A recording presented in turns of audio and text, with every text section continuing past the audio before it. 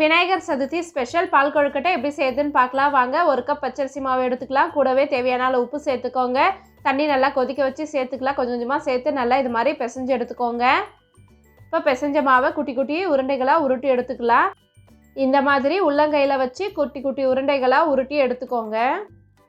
எல்லா மாவையும் இதே மாதிரி உருண்டைகளாக உருட்டி எடுத்துக்கலாம். இப்போது பால் கொழுக்கட்டைக்கு தேவையான பாலை காய்ச்சி எடுத்துக்கலாம். 1/2 லிட்டர் பாலை காய்ச்சி எடுத்துக்கலாம்.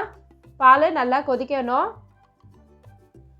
சுண்டி வரணும்னு அவசியம் இல்லை. கொதிச்சதுக்கப்புறம் நம்ம உருட்டி வச்சுருக்க உருண்டைகளை அதில் சேர்த்து 10 நிமிஷம் வேக வச்சுக்கலாம் மிதமான தீயில்.